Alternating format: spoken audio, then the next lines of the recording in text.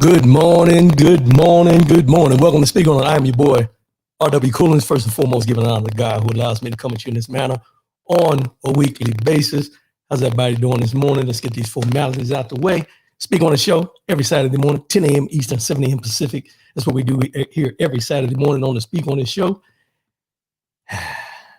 844-904-2665. That's 844-904-2665. No matter what the situation is, let your voice be heard. Always ask to say what you mean what you say. We come in as friends, we leave as family. That's what we do here on the Speak On the show. If you got a comment, you want to comment, you can either type it in, you can call in, however you want to do it. Get involved in the conversation that we're going to have today, just like we do every Saturday morning. Willis Cheney, good morning, my good brother. Good morning. Appreciate you. Thanks for tuning in. You know, I got something I want to start off with this morning before we get into the can I vote in the news and all that this morning. I seen something this morning that kind of jumped out at me. And I'm not sure how I truly feel about it because it sends a mixed message for us and who we are and what we're trying to accomplish. Brian Hoodie, good morning. Good morning. Appreciate you, my brother. Appreciate you. And what I'm torn at is I seen this post this morning, and we all know Beyonce has a country album out. She's done a country album. A lot of people like it. A lot of people don't like it. I haven't listened to it. Don't heard a couple songs on it, in passing. But there's a country music festival, and I'm not sure where it's at.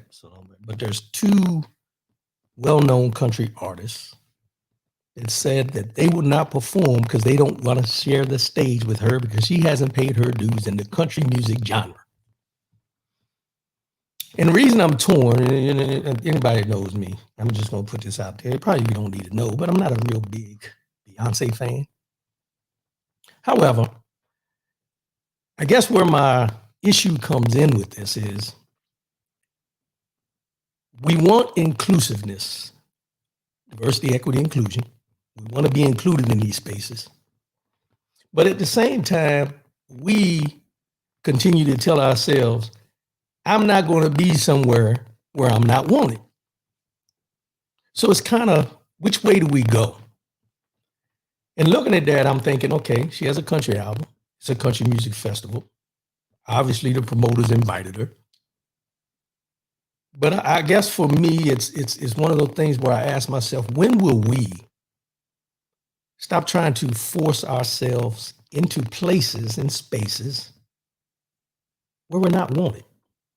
And I say that knowing how we've been affected and how the things of DEI are affecting us as far as admittance into college and with being hired in this different spaces because of our criteria and the requirements and our expectations and who we are, what our qualifications are, all those things come into place with DEI. But when we're being invited into spaces and then people in those spaces aren't welcoming to us in those spaces, what do we do? Because I know us. And I'm going to put this out here. I know us because I'm one of us. And somebody will invite us somewhere or someone will call and say, hey, man, we doing this. Come on over. And men and women, let's be real. And the first question we ask is, I'm just going to say it how we say it, who all over there? And by asking that question dictates whether we're going to go into that space or whether we're not. That's what we do. Let's just be honest. That's what we do. But I ask that question at the same time of when we're invited into spaces where we ask that question of people who may not look like us, who all over there or who all going to be there. And we still try to force our way into these spaces where we're unwanted. It's a slippery slope. It's a slippery slope because we push for diversity, equity, inclusion in these spaces, but we're still not invited into these spaces. Y'all help me out. I just seen that and it makes you wonder. it makes you wonder because, when you say Beyonce, let's just be real. When you say Beyonce, the popularity, the money, the accolades, the talent. Let's just go with the talent. And people don't want her in a space because they said that she hasn't paid the dues in genre. Kind of crazy, right? When you really sit back and think about it, we're welcoming. We are very welcoming into our spaces for a lot of people, but we're not welcomed into other spaces by other folks. Just something I wanted to bring up this morning because I seen it, and like I said, I'm not a big Beyonce fan. I'm not, nothing against her. I'm just the music.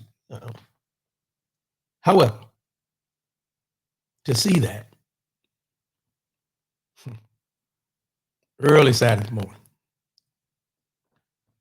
yeah, makes me kind of torn. Makes me kind of torn between should we be there or should we just avoid it? Which one do we do? Which one do we do? Can I vote? www.nass.org. I'm not going to put the slides up today. Can I vote? Go in, get your information. Make sure your information is right. And I got something that I'm going to bring up a little later on that goes along with this.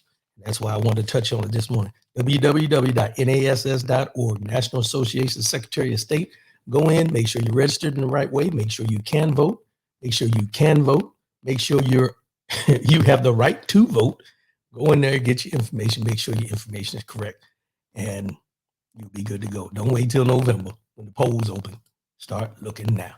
Pamela Garrett, you got a little static in your sound. Oh, glad somebody said something. Hold on once. Let's check this out.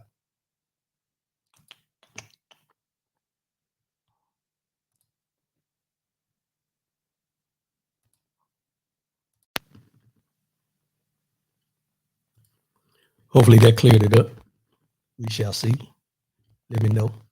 But we're gonna go ahead into the next segment. Let's go.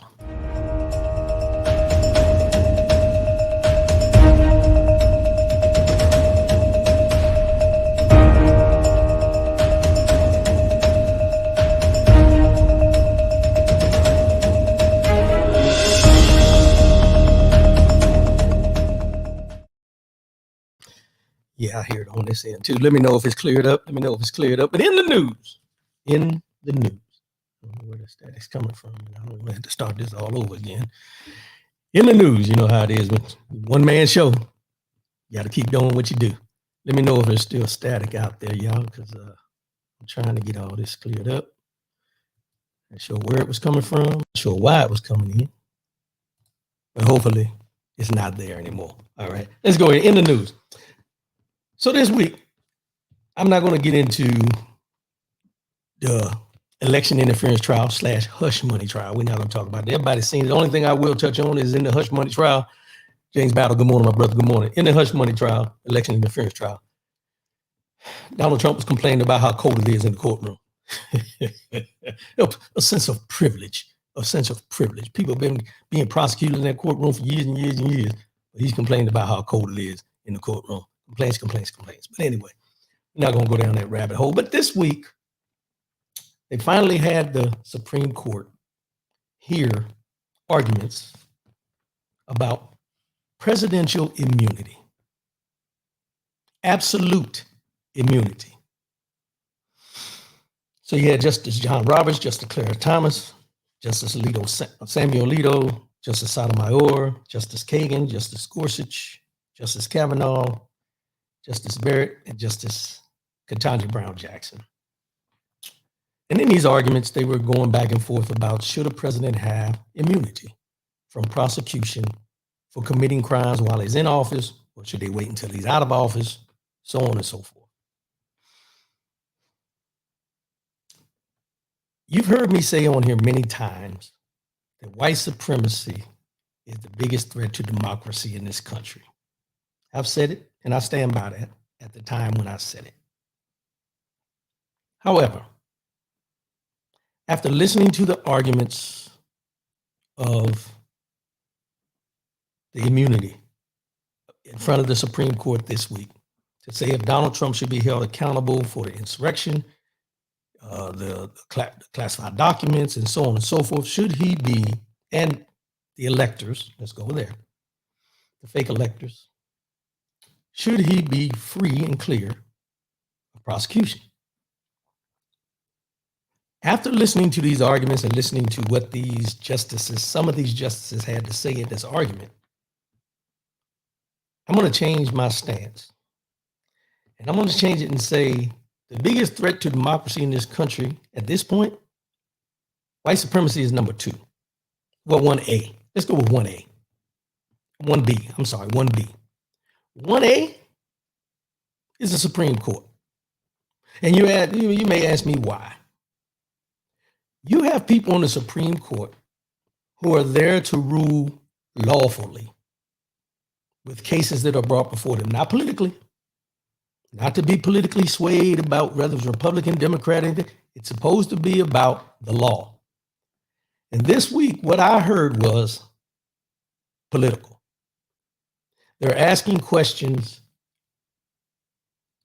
to somehow change it to where President Trump will have some sense of immunity, whether it be personal or doing his job. Now, I say that because it's not a laughing matter. But it says here, during Thursday's hearing, Justice Brett Kavanaugh, who was appointed by Trump, said that President Gerald Ford's pardoning of Richard Nixon is now considered one of the best presidential decisions in U.S. history. I don't know where that came from. He was pardoned after the fact of him resigning. So he never did any time for what he did. But they're saying it was one of the best decisions by pardoning Richard Nixon. I'm still trying to figure out why. He committed a crime. So him being pardoned made the crime just go away. He also said Kavanaugh may be signaling that he believes Trump should also be forgiven for past crimes, in this case by granting him immunity from prosecution. Nixon resigned as president as a result of the Watergate hotel burglary scandal, in which Republican operatives broke into the Democratic Party headquarters to gain information. His successor as president, Gerald Ford, pardoned Nixon to prevent his criminal prosecution. He also noted that Justice Amy Coney Barrett also recently cited the Nixon pardon while considering Trump's legal problems. Now, I'm not the brightest light bulb in the socket. I don't know everything about the history of Richard Nixon, Gerald Ford, all that. Excuse me, I had a little crooked there. I don't know all the details, but I do know that he committed a crime. Committed a crime to the point that he had to resign from the position of president. But we have an argument in front of the Supreme Court now that's giving this president, former president, the benefit of the doubt for the crimes he committed while he was in office. The insurrection, classified documents that he kept, election interference in Georgia, now in Arizona with the fake electors that they just announced yesterday. What are we doing? What has the pillars, and I'll say the pillars, of this country that was supposedly built on the justice system, the judicial system, the Congress, the Senate, all these different things that we talk about that this country was built on as being a free country. Because what I will say here is this. If any other country's president, dictator, so on and so forth, would have done what this president in this United States of America has done, the United States of America would be in that country to try to fix whatever is wrong, overthrow whoever is in charge, to put someone in there that we want in charge to impose our will. But in this case, we have people here that are appointed into these positions that are siding with someone who has told you what he's going to do if he's reelected, and so on and so forth. Now, like I say, I'm not the brightest light bulb in the socket. I don't know everything about anything, but I know a little about everything. And from what I'm seeing, this has nothing to do with, and I used to say this all the time, it's not what you did, it's who did it. It's not what you did, it's who did it in a lot of these cases. And what we're seeing now is it's not what he did, it's who did it and who's backing him and who they feel comfortable with. Dr. John Sauer, the lawyer arguing for Trump, said that without presidential immunity from criminal prosecution, there can be no presidency as we know it. For 234 years of American history, no president was ever prosecuted for his official acts, Sauer added. None of the acts that we are discussing that he is being prosecuted for were official acts. They were personal acts. The election did what the election was supposed to do. He, because he lost, chose to say there was fraud, chose to put these lawsuits in, chose to do all these things. That was more personal than official, because none of the courts ruled that there was overall fraud that would have made him the president of this United States, because there was that much fraud in the election. For him to take people and put them in as fake electors to go in front of the Senate and the Congress to say, this is our vote for who should be president, is not official. That's personal. For him to say that Mike Pence, who was appointed as his vice president, that they should hang him and he hopes he does the right thing and they should kill him and all those different things he said, that was personal. That wasn't official. But we have a lawyer arguing for him that says there can be no presidency as we know it. For 234 years of American history, no president was ever prosecuted for his official acts. None of these were official acts. They were personal. The things he kept in Mar-a-Lago, the classified documents, were personal. Him rallying up those people for the insurrection on January 6th was personal. So where this argument comes in, I'm not understanding. However, liberal Justice Ketanji Brown Jackson pushed back on Sauer's argument in the question about President Gerald Ford's pardon of Richard Nixon following Nixon's 1974 resignation amid the Watergate political scandal. If everybody thought that presidents couldn't be prosecuted, then what was that about? Sauer was sharply questioned by the court's liberals as he advanced his sweeping theory that presidents enjoy absolute immunity for acts taken in their official capacity. Jackson suggested such blanket immunity risked turning the Oval Office into the seat of criminal activity in this country. In response, questions by liberal Justice Elena Kagan, Sauer said that if structured as official acts, a president could not be prosecuted for selling nuclear secrets to a foreign adversary, or even if he ordered the military to stage a coup in order to retain power unless first impeached and removed from office by Congress. That sure sounds bad, doesn't it?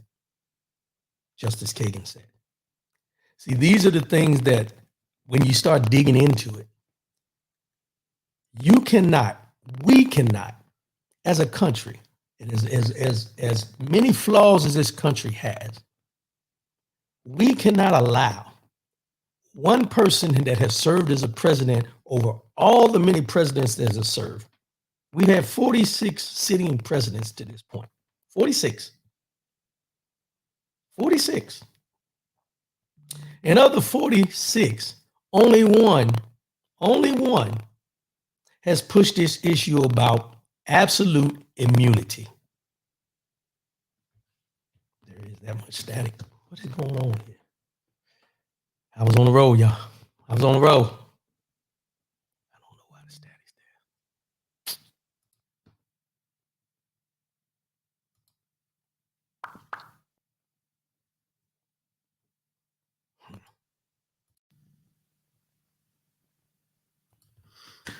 Let me know if there's still static. Sound quality is a little off. I don't know what's going on today with sound quality, but we're going to get it right.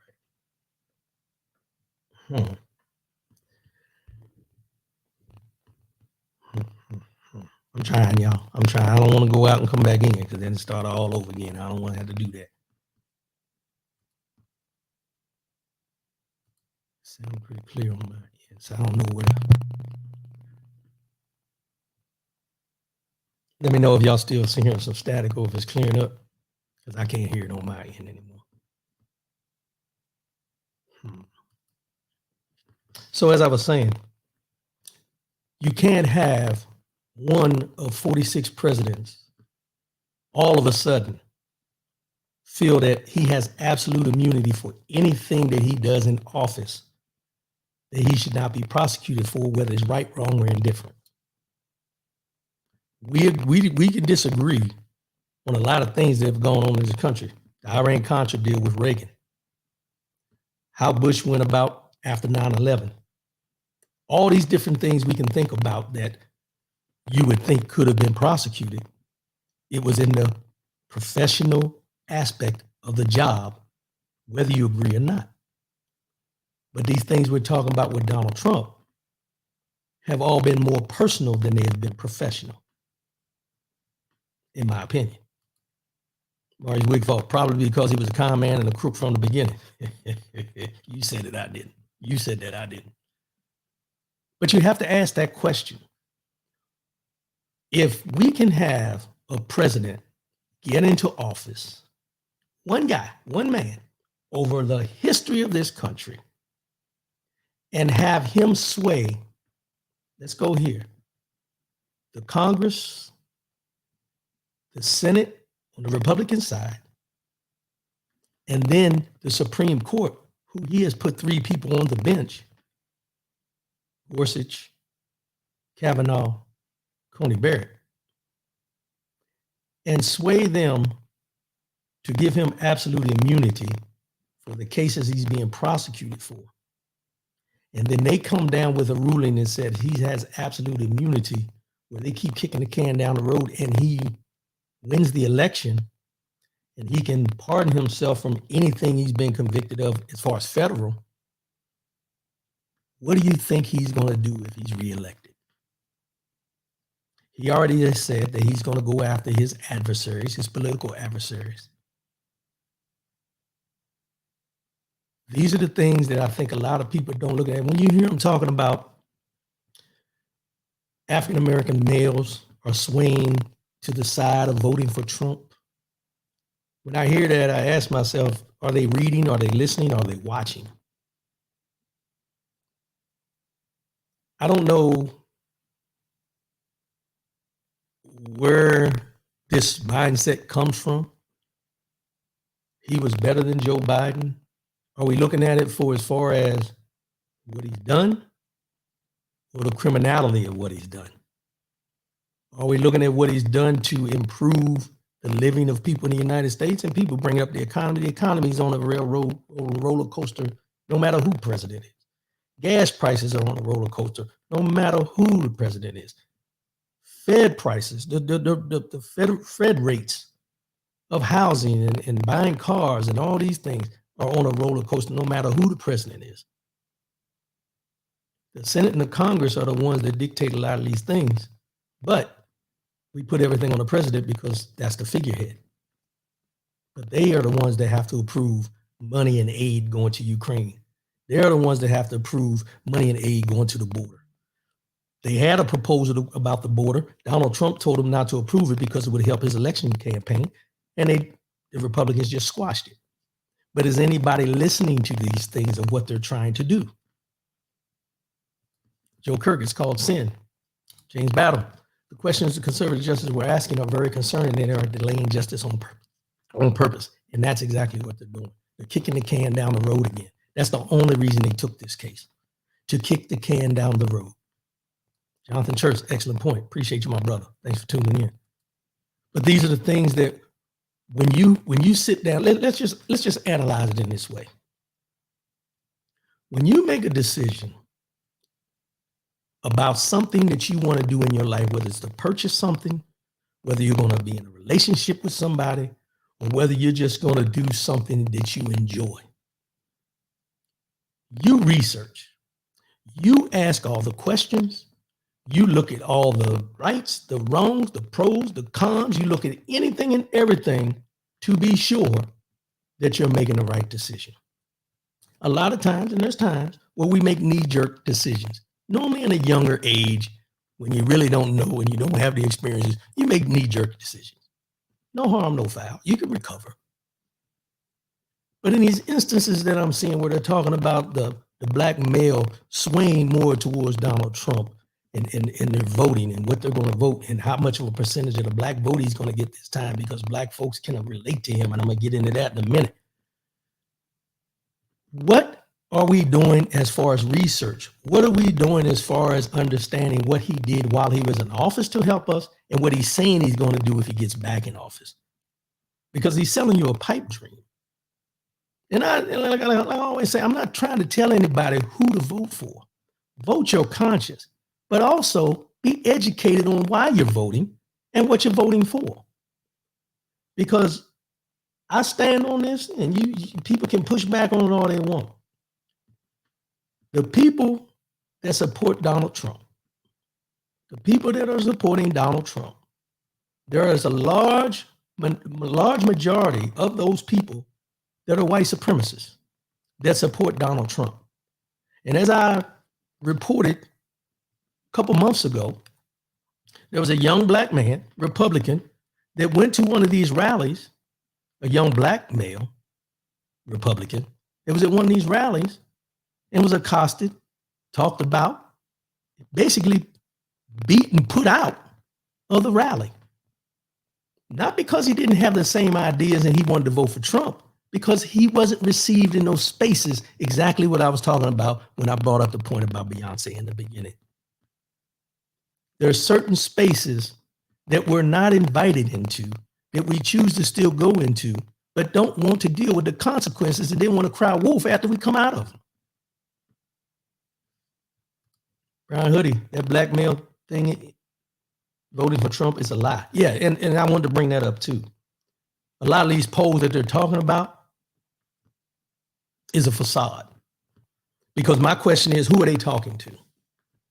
Where are they getting these numbers per se that the young black male is going to be voting for Donald Trump? What changed? John Chaney, sad thing is, it's not even hard to see this. Trump has a history of mediocrity and racism. There's no discernment anymore. It's sad what we're seeing, sad. And what's sad is the whole, how do I want to put this? The sad part is everything about this country that we've been taught to believe has been built on the structure and the foundation of this country has bowed down to this man. The judicial system, the congressional system, the political system as a whole. You still have people out here saying that when Joe Biden won, he didn't win. He's not the real president. You still have people out here saying that the insurrection was just a bunch of people taking a tour of the Capitol. You have people that say the documents that he kept, nobody knows what documents he kept. We don't know who's seen those documents that he's kept because we haven't been able to get to a trial for this evidence to be presented to us as the public who should know these things before we go to an election to decide who we want between these two to be president again. They don't want us to have this information. What we don't know, we can't respond to. It's all speculation. What do?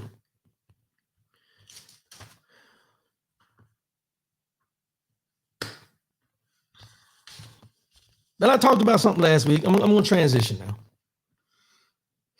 Because this goes into when John Chaney's, I'm sorry, Brian Hoodie said the black male vote, Trump is a lie, thing.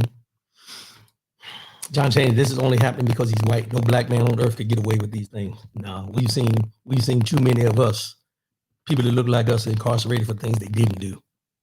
So we know damn well if they did do it, it ain't happening. But like Brian Hoodie said, the black male vote going towards Trump is a lie. But they got these polls out there, so they're putting these seeds, they're sowing these seeds to cause doubt within our community. And somebody like me needs to be speaking up about this stuff. But I want to go back to something that I played last week. I played you a clip about Stephen A. Smith. And I'm not going to play his clip again this week. There was another clip he came out with. But Stephen A. Smith, after I talked about last week where he was siding with Trump on the Sean Hannity show and all this kind of stuff, and he stood on what he said. And he said he don't care who's offended. And then there was a lot of uproar about what he said, saying that Donald Trump was, black folks can relate like we've all been in the justice system somehow, some way. And I'm paraphrasing, but y'all get what I'm saying. And then the NAACP came after Stephen A. Smith. And then a lot of other people were coming after Stephen A. Smith. And then Stephen A. Smith decided he was going to do an apology. And it wasn't really an apology. It was a non-apology. He said his comments have been misconstrued and taken out of context. Now, I played the video on here last week. And I heard what you said, Stephen A. Smith. And everybody that was listening heard what he said. Whether you seen it here, whether you seen it on the news channel, you heard what he said. Nothing he said had been misconstrued and taken out of context. Because this is exactly what he said.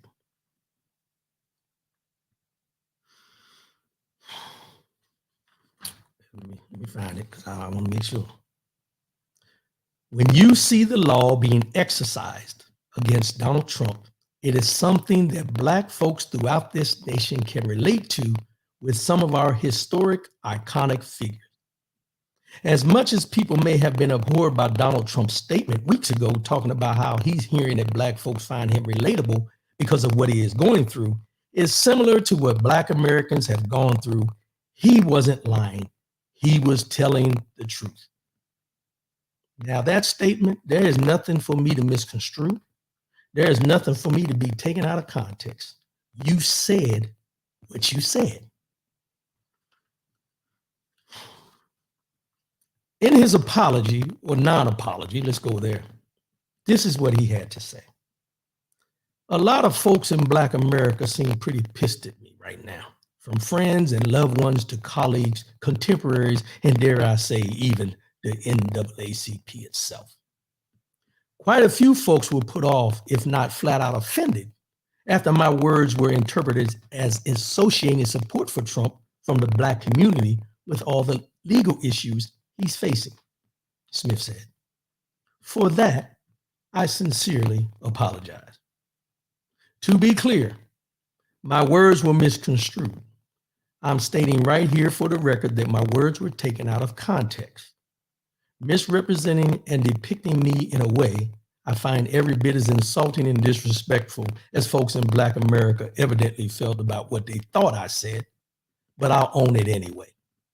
Because please know that I know the buck stops with me. I'm not going to read this whole apology. But in his non-apology that I just read, he didn't own up to anything. He is still saying that his quote, his conversation, what he said was misconstrued. You specifically said, when you see the law being exercised against Donald Trump, it is something that Black folks throughout this nation can relate to with some of our historic, iconic figures. And then I seen this Bishop Talbot Swan. I don't know if a lot of you know him. He was on X. And this is what he said. He said, okay, Stephen A. Smith, since you're claiming we misconstrued your words, enlighten us. Which of our historic, iconic figures, your words, that were persecuted by law enforcement do Black people relate to Donald Trump? And then he asked, Nelson Mandela, Reverend Dr. Martin Luther King Jr., the Black Panther Party, Malcolm X, Angela Davis, Medgar Evers, Fred Hampton. Which one of them who suffered fighting for the rights and the humanity of Black people is best to compare with someone being prosecuted for illegally paying hush money to a porn star he had sex with? I'll wait. I don't need to say anything else about this. Stephen A. Smith got called out, and he wanted us to believe that his words were misconstrued. Well, you can pull the video. You can look at the text. You can look at anything from the Sean Hannity show that he said. And then he wanted to go into, in his apology, non-apology, about how 5 Pew polls have shown that Donald Trump is leading Joe Biden. But that's not what you were talking about. What you were talking about was trying to put Donald Trump in the light of what Black African Americans have been persecuted for in this country for years and years and years, fighting for equality and inclusion, and trying to make him seem like he's a martyr. He's being treated the same way by the system, and every Black person in this country can relate. That's what she said. It's people like him, Jason Whitlock, Candace Owens, Sage Steele. There's a lot of Clarence Thomas, Byron Donald, Tim Scott. These are just the ones off the top of my head. And some of them you know. Some of them are in your circles. They are not a threat to the democracy of this country, but they are a threat to us being able to accomplish the things that we want in this country, because they're the ones that's saying, as Charlemagne, as I played that video, DEI is trash. Those are the ones that are a threat to us being able to accomplish the things we want, because they go against everything that has gotten them to where they're at to be able to make these ignorant ass comments on camera to an audience that wants to hear it because they agree with it. James Battle, he was pandering like he always does. He couldn't have been on Hannity if he wasn't willing to pander. He called Sean Hannity one of his best friends. Called Sean Hannity one of his best friends. What does that tell you about him if Sean Hannity is one of his best friends? And for anybody who has never watched Sean Hannity, I would encourage you to go watch one segment of Sean Hannity's show. It'll tell you everything you need to know about Sean Hannity, and then it'll let you know the relationship with Stephen A. Smith and Sean Hannity being friends. It'll answer all your questions. I don't want you to take my word for it. Look for yourself. Tell you everything you need to know. Tell you everything you need to know. Now, Casey Johanna, excellent commentary. For the sake of all in this country, please keep it up. Thank you, Casey. Appreciate it. Thanks for tuning in. Thanks for being a part today. Classmate. This next one, I started off the show with NASS.org, National Association of Secretary of State.org. Can I vote? To make sure you're able to vote. There was a case of a woman, Texas woman. A Texas prosecutor will appeal against a court ruling tossing out a 5-year prison sentence for a woman who unintentionally tried to vote while ineligible in the 2016 election, an unexpected move that continues one of the most closely watched voting prosecutions in the United States. Now, let me summarize this. Crystal Mason, a Black woman who submitted a provisional ballot in 2016 that ultimately went uncounted. Mason was on supervised release for a federal crime, federal felony at the time she voted, and has said she had no idea she was ineligible. The panel said prosecutors had failed to prove Mason actually knew she was ineligible. What they're saying is Miss Mason went to the polls to vote. No one told her she was ineligible. She went to the poll. When she got to the polls, they didn't have her on any of the rolls. Nothing saying she couldn't vote, but nothing saying that she could vote. But the poll workers gave her the paperwork to vote. So she voted, thinking that she was eligible. Came back, found out she was not eligible. She was sentenced to 5 years because they said she knew that she was ineligible, which she said she didn't know. And on top of that, the poll workers gave her the paperwork to register at that time to be able to vote. But the only one being held accountable in this is Miss Mason in Texas. Now, they tossed out her 5-year sentence. But now a Texas prosecutor wants to rehash it.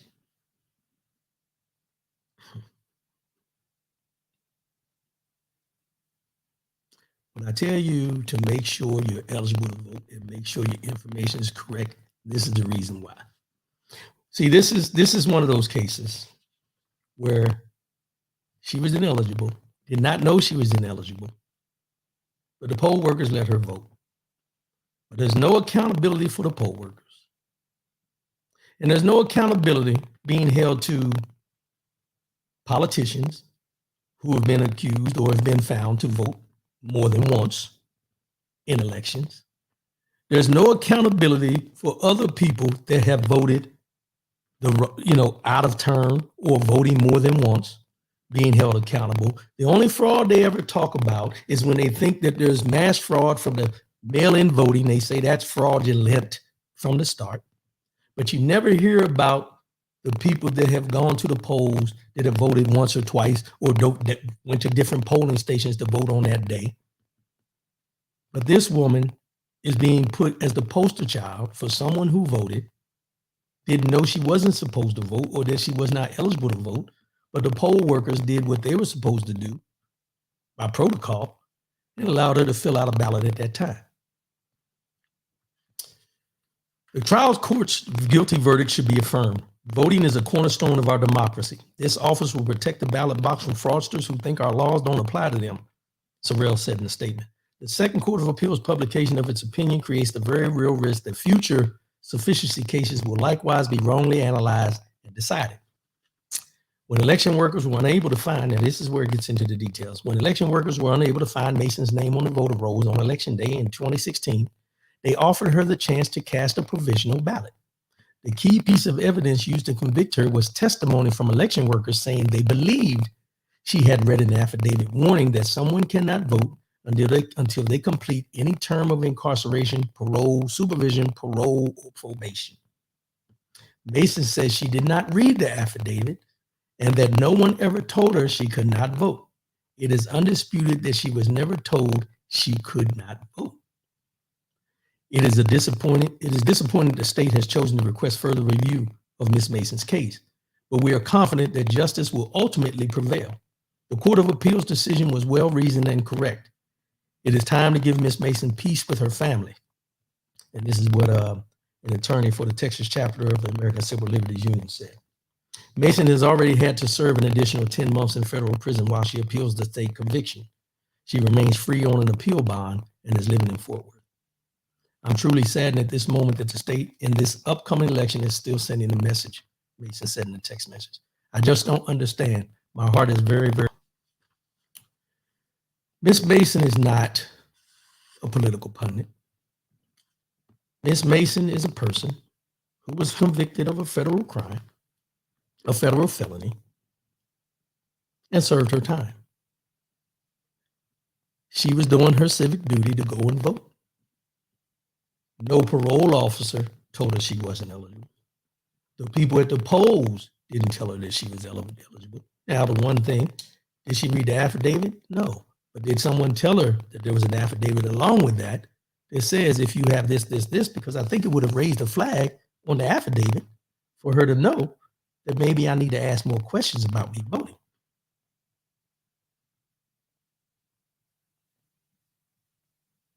How many times have we looked at contracts that come to us and looked at stuff and we barely read and we just sign? We don't look at the fine print. A lot of times. I'm not making excuses for it. I'm just saying. Sometimes we won't look at the fine print because we look at it and say, oh, I'm good with this. No harm, no foul, I'm good. But Ms. Mason, and I'm just going to say it, is being held up as the poster child for fraud by the Republican Party. But at the same time, the Republican Party throughout this country is doing everything to gerrymander political lines of, voting and putting in different lines for who's going to elect senators and congressmen and all these different things in all these different states. But nobody's in an uproar about that. But they're in an uproar about one woman who went to the polls and voted not knowing that she was not eligible to vote. Make it make sense to me. Make it make sense. Because throughout my life, and I'll be honest, throughout my life of knowing anything about voting, This is the first person I ever heard prosecuted for voting when she wasn't supposed to vote, because in Florida, when they came out and told those people, they had an actual on the ballot asking if felons, people who were convicted felons, should be able to vote. The voters said yes. And then Ron DeSantis and his people came back and said, oh, they can vote, but they got to pay the fines before they can vote. So there's all these different caveats that are being put in by the Republican Party in certain states that no one wants to talk about. The Supreme Court, they overrule something, and then the state comes back and does something different. But that's not a concern with people. But Ms. Mason, one person, is a concern. Make it make sense. Make it make sense. We can harp on that all day if we really want to. But I refuse to. I refuse to. Let's go.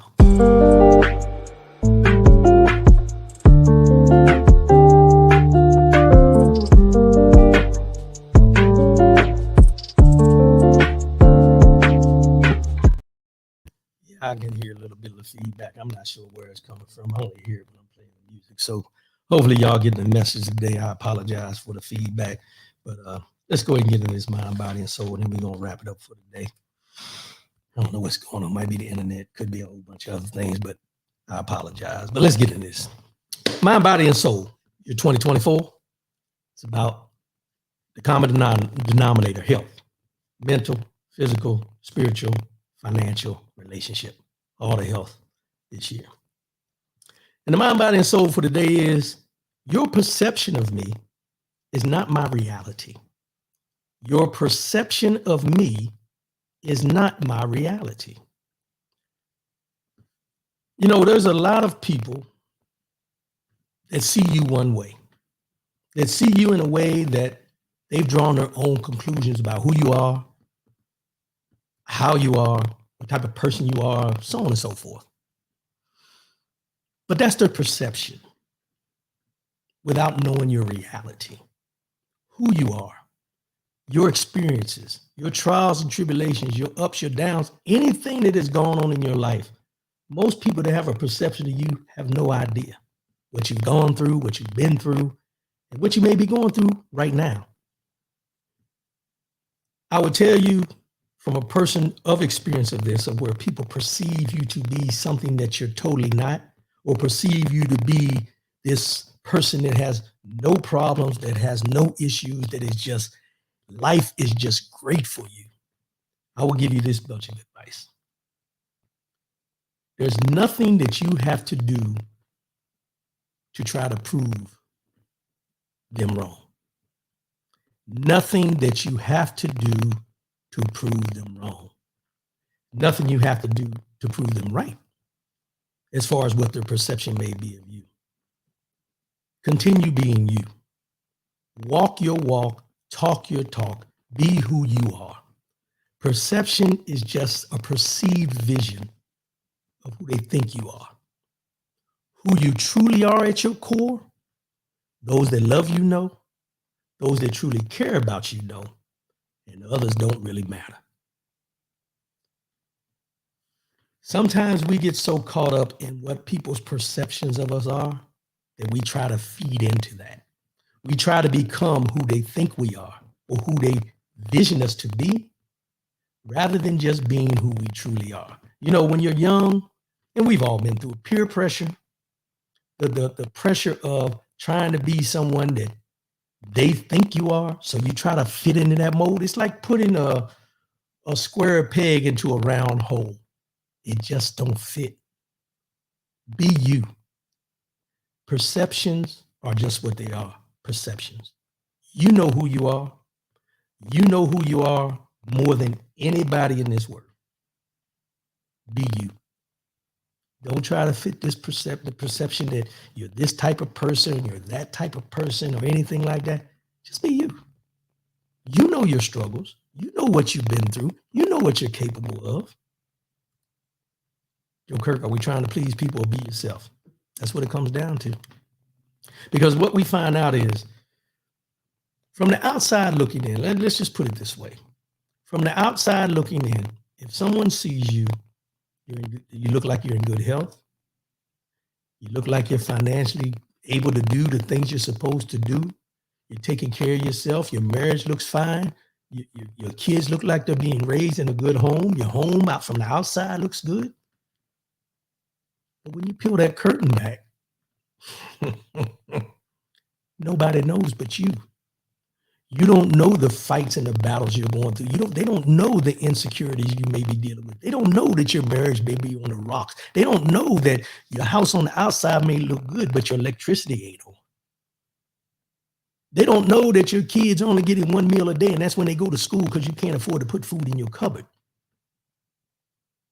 They don't know these things, but the perception of what they want you to be and what they perceive you to be causes you not to ask for help, causes you not to reach out, causes you not to cry out to them in time of need because you want to fit that mold of how they see you, but not who you are. Your perception of me is not my reality. I always say this, never judge a book by its cover. Open a book and start reading. What you see on the outside of somebody, because a person can walk around and look like they got everything together. And we'll go back to the mental. At the same time where you think that person has everything together, that person may be having suicidal thoughts 23 out of the 24 hours in a day. But you drawing your own perception that they don't need help and everything is fine because of what you feel and what you think you see, rather than knowing who that person is and what they're going through. It goes into judging people. It goes into us imposing what we think onto other people. Stop. Stop. Check on each other. Make sure we're all right. Because if you're not checking on somebody and somebody's not checking on you, 9 times out of 10, their perception has got them thinking that no matter what's going on with you, that you all right. That's why they're not checking on you. Because your persona or the perception of what your persona is has them thinking that everything's all right. This segment can be a whole show, bro. Will it change? Yeah, we gonna have to get you on for that. We'll talk about it offline. I appreciate that, my brother. And we're gonna go ahead and wrap it up for today. I appreciate everybody tuning in. I apologize for what distortion may be in there. We're gonna do better next time. Hopefully, in spite of the distortion or whatever was going on, you got the message for today. And the biggest message I want everybody to know is pay attention. Pay attention to what's going on. Pay attention to the people that are making decisions in our democracy in this country. Pay attention. Pay close attention. I'm not telling you to be consumed, but be aware. Don't be consumed, but be aware. These trials, these court cases, these opinions, and also watch out for these snakes in the grass. I'm not going to bring his name up, but y'all know what I'm talking about. Be aware of the snakes in the grass. It'll say one thing out of the mouth and then try to cover it up later on when the pushback comes. Pay attention. Pay attention. As I always say, I'll say before I sign off, and I'll be back again next week. I love y'all. Love yourself. Love one another. Keep your head up. And most definitely, keep your faith in God. I'll see y'all again next week. I love y'all, and I'm out. Peace.